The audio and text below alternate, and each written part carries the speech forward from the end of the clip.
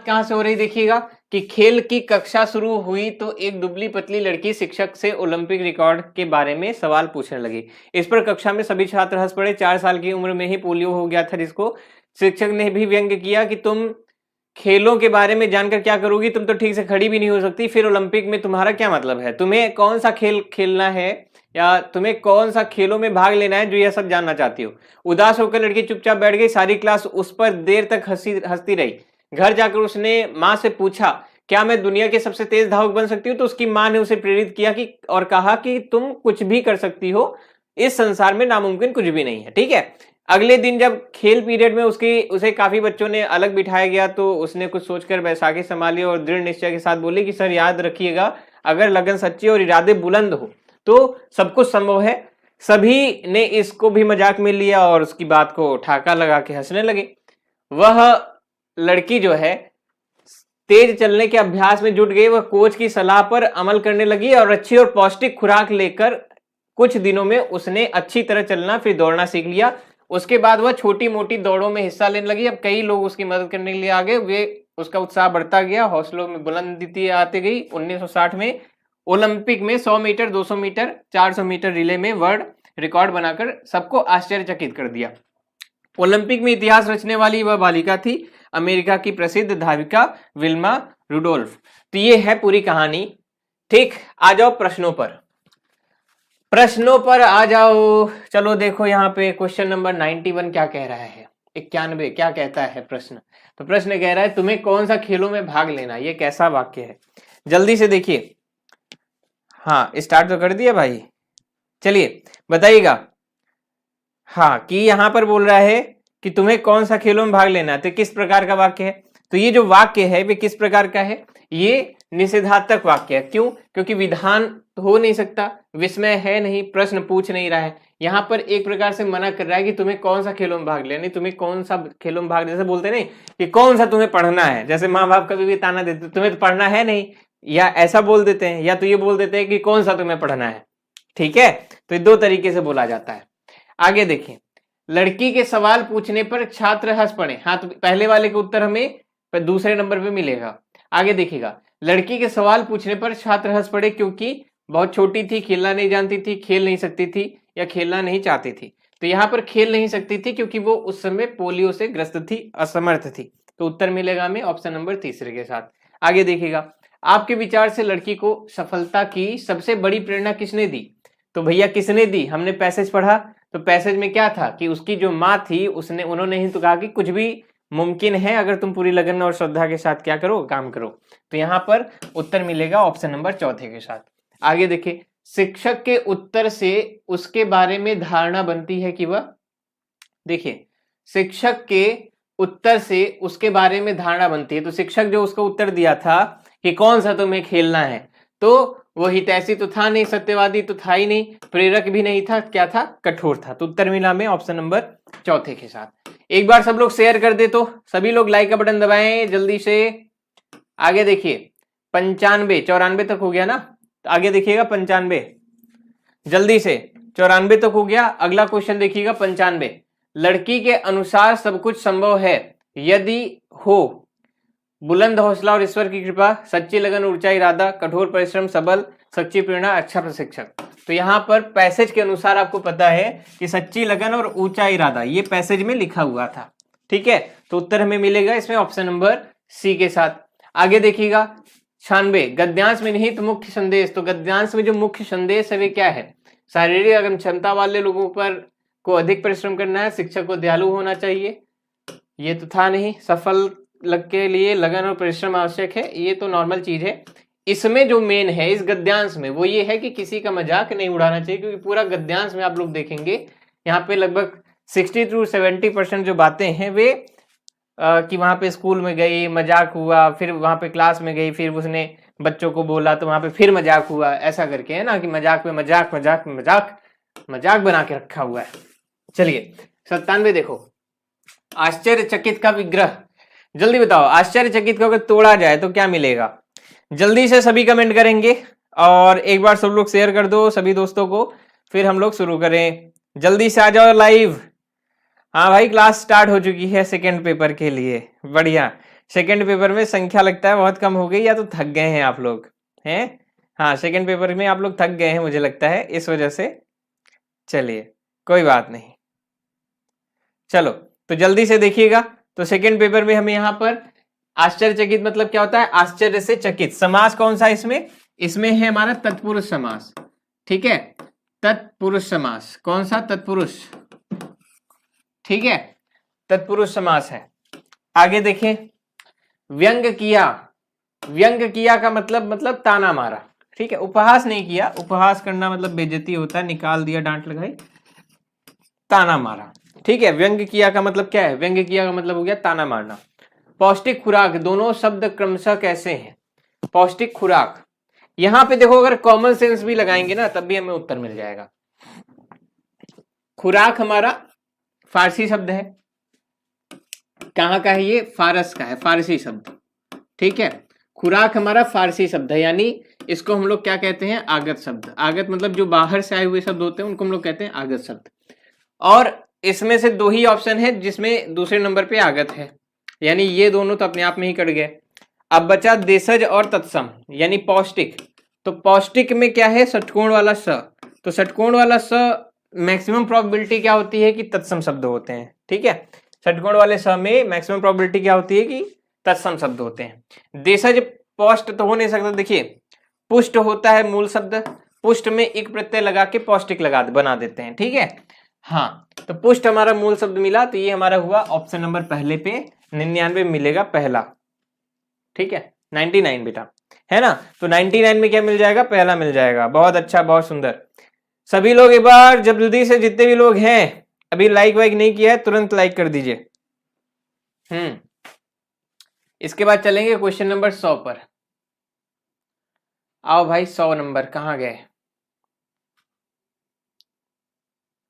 चलो देखो, 100 के लिए अब पद्य पे आना है। ठीक है, पद्य देखते हैं। पद्य में कह रहा है कि दिशाएं निमंत्रण मुझे दे रही हैं, सफलता का यह द्वार मेरे लिए है। न अवरोध कोई, न बाधा कहीं है, न संदेह कोई, न व्यवधान कोई।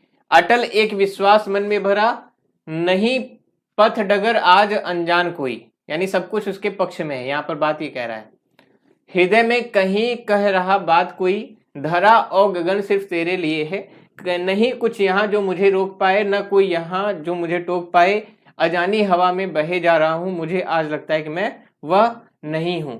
मुझे आज लगता है कि मैं वह नहीं हूं। रही जगमगा इंद्रधनुषी दिशाएं, दिगंतर मदिर रस अलौकिक पिए है। आ जाओ, अर्थ की दृष्टि से शेष से भिन्न, यानी इनमें से बताना है अलग कौन सा। देखो, बाधा, अवरोध और व्यवधान, ये तीनों शब्दों का मतलब एक होता है, अर्थ मतलब सेम है। ठीक है, आपस में पर्यायवाची कह सकते हैं, समानार्थी कह सकते हैं। यहाँ पे डगर का मतलब क्या होता है, रास्ता, राह। ठीक है, रास्ता हो गया, राह हो गया। तो हमारा आंसर मिला ऑप्शन नंबर दूसरे के साथ। ठीक, आगे देखिएगा, कविता का केंद्रीय स्वर क्या है। केंद्रीय स्वर का मतलब हो गया कि इसका मूल बात क्या है या कहना क्या चाह रहा है, ये जल्दी से देखिए और बताने का प्रयास करें।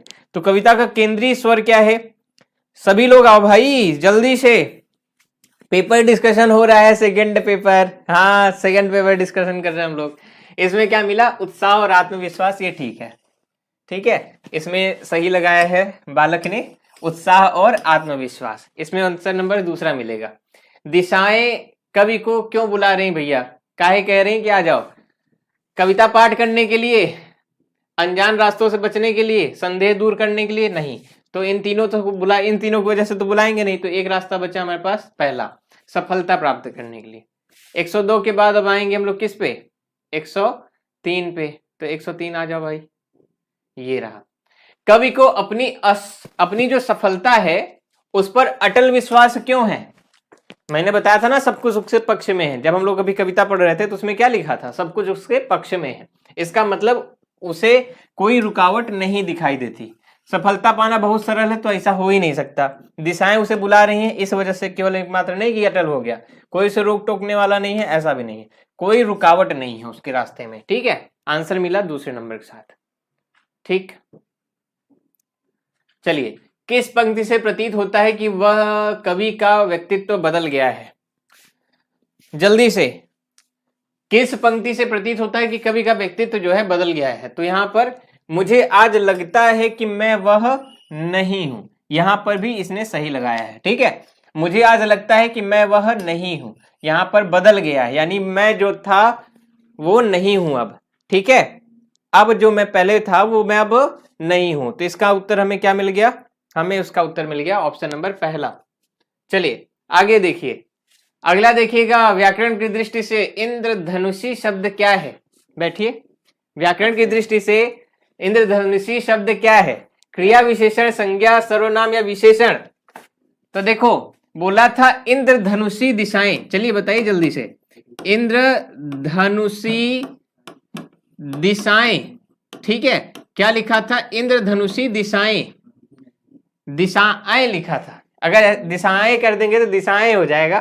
ठीक है, इसको मिटा देते हैं, यहां पर डायरेक्टली क्या लिखते हैं? इंद्रधनुषी दिशाएं। तो ये दिशाओं की क्या है? ये विशेषता बता रहा है। पहली बात तो संज्ञा सर्वनाम तो रहा नहीं, ये बदला मेरे पास विशेषण, क्रिया विशेषण होगा नहीं। ठीक है, चलो कोई दिक्कत? 5 में 6 नंबर पे आते हैं। इसमें 6 नंबर कहाँ है भाई? 6 नंबर आ जाओ।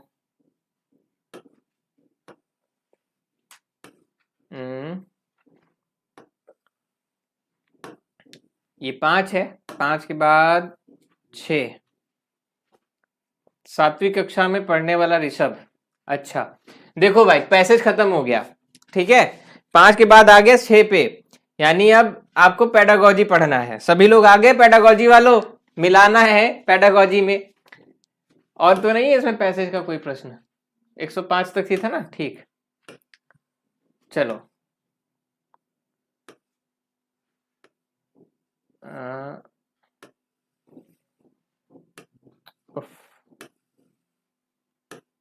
ये ऊपर क्यों भाग रहा है इतना? ये है 6 छुपा हुआ है यहाँ पे। ठीक है, चलो आ जाओ पेडागोजी वाले, ध्यान से देखें प्रश्न को। क्वेश्चन नंबर 6 देखो, यहाँ है, सभी लोग आओ भैया। 105 में डी, यही तो बताया हमने भी, है? ठीक है, 106 में देखिएगा, 7वीं कक्षा में पढ़ने वाला ऋषभ ने बच्चों को जल संरक्षण पर आधारित सरकार द्वारा जारी पोस्टर दिखाया और चर्चा की। ऋषभ द्वारा प्रयुक्त सामग्री अनुपयोगी होगी, मनोरंजक होगी, कृत्रिम होगी, यानी खुद से बनाई हुई आर्टिफिशियल। तो ऐसा नहीं है कि अगर जल संरक्षण पर आधारित उसने कुछ पोस्टर दिखाया है तो प्रामाणिक होगी। ठीक है, कृत्रिम मतलब आर्टिफिशियल, खुद से बनाई गई। ठीक है, ऐसा नहीं, यहाँ पे हमें ऑप्शन नंबर पहला ज्यादा उचित पड़ेगा। ठीक है, 6 में पहला मिला। ठीक, चलो आगे देखेंगे क्वेश्चन नंबर 7 पर। चलो 7 देखिएगा, कविता शिक्षण के समय, ध्यान से देखो भैया, कविता शिक्षण के समय शिक्षक द्वारा ऐसे प्रश्नोत्तर पर बल देना चाहिए। कैसे? जिनका उत्तर पुस्तक में दिया हो, ऐसा तो नहीं है। जिनके उत्तर सरल हो, ये भी नहीं है। जिनका एक ही उत्तर हो, ऐसा भी नहीं है। देखो कविता में मैंने क्या बताया है कि हर शब्द का अनेक अर्थ होता है, यानी एक से अधिक बार। ठीक है, जूम करूं भैया? बेटा जूम तो है, इसको और जूम कर दूं, मैं कोशिश करता हूं, प्रयास करता हूं पूरा। ठीक है, इतना ठीक है? देखिए यहां पर जिनके उत्तर विभिन्न हो, ठीक है, हाँ यहां पर ये सही है हमारा, 7 में हमें ये सही मिलेगा। ठीक है, चलो और बढ़िया मजेदार तरीके से कमेंट भी करते जाओ कि यही किया है कि नहीं किया है। और थक तो बहुत गए होंगे ना, मुझे समझ में आता है कि आप लोग थक भी गए होंगे, हैं? चलिए चलिए, चलो चलो चलो, बहुत अच्छा बहुत अच्छा, बहुत सुंदर। चलिए तो इसमें आते हैं, तो जल्दी से देखिए 108 का उत्तर क्या समझ में आया सब लोगों को? गद्य शिक्षण में अपेक्षित नहीं है, तो क्या अपेक्षित नहीं है? अनुकरण क्षमता का विकास, कल्पनाशीलता का विकास, तार्किक शक्ति का विकास, या भाषा की बारीकियां समझना। देखो गद्य शिक्षण में क्या नहीं है? कल्पनाशीलता का विकास गद्य शिक्षण में मेरे अनुसार नहीं होता है। क्यों? क्योंकि ये जो कल्पनाशीलता वाला भाग है ना, ये पद्य में होता है। ठीक है, हाँ चलिए देखिएगा आप लोग बताइए इसमें क्या सही मिल रहा है आपको। मेरे अनुसार यहां पर सी होना चाहिए, आप लोग के अनुसार क्या है? मेरे अनुसार इसमें सी होना चाहिए, आप लोग के अनुसार क्या है? जो गद्य शिक्षण है उसमें कल्पनाशीलता का विकास होगा, ये नहीं होता है। ये किसमें होता है? पद्य में होता है, कविताओं में होता है। ठीक है, जो कल्पनाशीलता का जो विकास होता है वे कविताओं में होता है। आप लोग को क्या लगता है इसमें सही है? चलिए धन्यवाद सहयोग करने के लिए। आगे देखें 9वां नंबर देखें, हिंदी भाषा की पाठ्य पुस्तकों में हिंदीतर मतलब होता है हिंदी के इतर भाषाओं की रचना को भी स्थान मिलना चाहिए। तो काहे हिंदी की इतर यानी हिंदी के अलावा, जब हिंदी भाषा पढ़ रहे हैं उसके बाद भी हम हिंदी के अलावा कोई दूसरी भाषा का जो साहित्य है उसको क्यों ले, उसकी रचना को क्यों ले? तो उसके पीछे कारण बताइएगा, जल्दी से बताइए कारण क्या है? बच्चों को हिंदीतर भाषाओं के व्याकरण से परिचित हो सके, बच्चों को हिंदीतर रचनाओं की जानकारी मिल सके। रचनाकारों की जानकारी से कोई खास लेना देना नहीं है, व्याकरण से भी कुछ खास लेना देना नहीं है। बच्चे हिंदीतर भाषाओं पर अपनी पकड़ बना सके, बच्चे हिंदी रचनाओं की भाषिक विशेषता देखो पकड़ नहीं बनानी है उनको, ऐसा थोड़ी कि उनको बंगाली भी बोलना है, मराठी भी बोलना है, नहीं। उनको क्या है, उनकी भाषिक विशेषताओं से परिचय कराना है, परिचय, ठीक है, परिचित होना है मात्र। यहां पे उत्तर मिलेगा हमें ऑप्शन नंबर तीसरे के साथ। चलिए आगे बढ़ते हैं, क्वेश्चन नंबर 110 देखिए, उच्च प्राथमिक स्तर पर हिंदी भाषा शिक्षक का एक महत्वपूर्ण उद्देश्य क्या है? उच्च प्राथमिक स्तर पर हिंदी भाषा शिक्षण का एक महत्वपूर्ण उद्देश्य क्या है? जल्दी से, हिंदी भाषा की प्रसिद्ध रचनाओं को जानना, हिंदी भाषा की नियमबद्ध प्रकृति को पहचानना, उच्च प्राथमिक की बात कर रहा है, हिंदी भाषा शिक्षण का एक महत्वपूर्ण उद्देश्य, तो रचनाओं को जानना ऐसा तो है नहीं, व्याकरण को कंठस्थ करने वाली बात भी नहीं है, भाषा के प्रसिद्ध रचनाकारों को जानना, रचनाकार नहीं है, तो उत्तर मिला में दूसरे के साथ, नियमबद्ध प्रकृति को पहचानना, ठीक है, कि किस तरीके से क्या है, इसके अनुसार इसमें बी हो जाना चाहिए। ठीक है, आगे चलते हैं क्वेश्चन नंबर 11 पर। चलिए आ जाइए 11 नंबर देखिए, इस तरफ मिलेगा, भाषण परिचर्चा संवाद बच्चों की किस क्षमता का विकास करता है? अगर कहीं भाषण हो रहा है, परिचर्चा हो रही है, संवाद हो रहा है, तो इससे क्या समझ में आया? तो इससे समझ में आया अनुकरण नहीं करेगा, लिखित अभिव्यक्ति का लेना देना नहीं है, कल्पना में कोई संबंध ही नहीं, यहाँ पे बना मौखिक अभिव्यक्ति यानी बोलने की क्षमता का विकास होगा, अभिव्यक्ति का विकास होगा। उत्तर हमें मिलेगा इसमें किसमें? ऑप्शन नंबर तीसरे के साथ। बोलो सही है मित्रों? कई बार पूछा तो क्या देखना है भाई, क्या पूछना है आपको? देखिए कभी अगर ऐसा कुछ लगे कि यहां से कोई दिक्कत है, यहाँ पे नहीं मिल रहा है, तो मेरे पास 3-4 ऑप्शन है, टेलीग्राम है, इंस्टाग्राम है, फेसबुक है, ट्विटर है, यहाँ पे हम लोग का अपना खुद का ऐप भी है MSSC नोट्स के नाम से। तो जितने लोग MSSC नोट्स ऐप इंस्टॉल करके वहां पे चैट का ऑप्शन रहता है, वहां पे मैसेज डाल सकते हैं। ठीक है, बाकी इंस्टाग्राम पे भी मेरी आईडी है MSSC नोट्स के ही नाम से है, वहां पे भी आप मैसेज डाल सकते हैं अगर कुछ ऐसा है विशेष है जो यहाँ पे नहीं हो पाया। तो यहाँ पर क्या है, यहाँ पे मौखिक अभिव्यक्ति, गद्य रचना को पद्य में रूपांतरित करना और पद्य को गद्य में रूपांतरित करना, इसमें क्या मदद करता है? जल्दी बताइएगा। गद्य रचना को अगर पद्य में बदलें और पद्य वाली रचना को गद्य में बदलें, यानी ट्रांसलेशन करना। ठीक है, यहां पर बात क्या हो रही है? ट्रांसलेशन करने की। तो जब ट्रांसलेशन करेगा तो ट्रांसलेशन में व्याकरण का अधिकार होगा, साहित्य क्या तो कोई खास लेना देना है ही नहीं, भाषा अभ्यास प्रश्नों को गणना इससे कोई लेना देना नहीं, भाषाई संरचनाओं पर अधिकार। अब बताओ, 2 ऑप्शन बचते हैं, पहला और चौथा, ये बताओ इन दोनों में से सही कौन सा है? आप लोगों ने कौन सा सही लगाया, फिर मैं बताता हूं अपना पक्ष। जल्दी से बताइएगा, जल्दी बताइए। जब ट्रांसलेशन करते हैं, जब गद्य से हम लोग पद्य में आते हैं, यानी ट्रांसलेशन हो रहा है, ठीक है, तो ट्रांसलेशन करेंगे तो ज्यादा सही कौन सा पड़ेगा? ट्रांसलेशन करने में भाषा व्याकरण पर अधिकार हो रहा है या भाषाई संरचनाओं पर अधिकार हो रहा है? देखिए भाषाई संरचनाओं पर होगा कि, वेरी गुड, यहां पर क्या होना चाहिए? डी होगा, गुड। भाषाई संरचनाओं पर होगा या व्याकरण? देखिए भाषाई संरचनाओं के अंतर्गत विविधता आ जाती है, यानी कई प्रकार की संरचनाएं आ जाती है उसमें, व्याकरण में एक सीमित चीजें हो जाती है। ठीक है, हाँ, तो मेरे अनुसार यहां पर डी होना चाहिए। अगर इसमें कुछ अपडेट आता है तो मैं बता दूंगा, ठीक है। यहाँ मेरे अनुसार डी हो जाना चाहिए। चलिए आगे देखेंगे 13 नंबर। 8वीं कक्षा में, कक्षा नंबर 8, 8वीं कक्षा में हिंदी भाषा सीखने सिखाने के लिए आप किस सामग्री को सबसे ज्यादा महत्वपूर्ण देंगे? पोस्टर को, पाठ्य पुस्तक को, साहित्यिक सामग्री, व्याकरण की पुस्तक। देखो कक्षा 8 में कोई बच्चा पढ़ रहा है, ठीक है, तो उसको सबसे ज्यादा सीखने के लिए, जो भाषा सीखने के लिए आप किसकी सहायता लेंगे? भाषा सिखाना है, साहित्यिक सामग्री देंगे, व्याकरण की पुस्तक देंगे, पाठ्य पुस्तक देंगे, पोस्टर देंगे। तो जल्दी से बताइए क्या हो जाएगा इसका उत्तर? जल्दी बताएं इसका उत्तर क्या सही मिलेगा, जल्दी बताइएगा इसका उत्तर। चलिए यहां पर अगर हम बात करें, ठीक है, हाँ यहां पर अगर हम बात करें आप लोग के अनुसार क्या लगा है? कैसा था पेपर 6 से 8 वालों का? आपका कैसा रहा ये बताइए पहले। चलो 113 नंबर में आपको क्या समझ में आया? सी पक्का। देखो साहित्यिक सामग्री क्यों सही हो सकती है?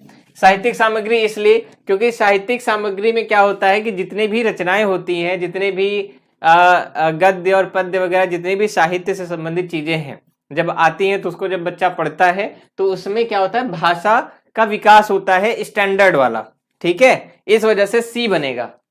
चलिए आगे देखते हैं 14 नंबर। आप 6ठी कक्षा के बच्चों के लिए हिंदी भाषा सीखने सिखाने की किस पद्धति का समर्थन करेंगे? जिसमें बच्चे केवल लेखन कार्य करते हैं। केवल वाला प्रश्न तो भैया पेडागोजी में पहले ऑप्शन खत्म हो जाता है, ठीक है। जिसमें बच्चों को बोलने का अवसर मिले, जिसमें बच्चों को पाठ्य पुस्तक बिल्कुल न पढ़नी हो, ऐसा तो हो ही नहीं सकता बिल्कुल ना पढ़े, फिर से आ गया ना बिल्कुल, यानी वही सीमित। जिसमें बच्चे परस्पर अंतःक्रिया करते हैं। जल्दी से देखिएगा, उत्तर दीजिए। देखिए हमेशा एक चीज याद रखना है हम लोग को कि अगर कभी भी, अच्छा आपने किया है नहीं, कोई बात नहीं, इसका उत्तर दीजिए। अगर कभी भी कोई बच्चा या जो ग्रुप होते हैं बच्चों के आपस में क्या करेंगे, अंतःक्रिया करते हैं, तो वे सबसे अच्छा माना जाता है किसी भी सीखने के लिए, चाहे किसी भी भाषा या किसी भी पेडागोजी का है।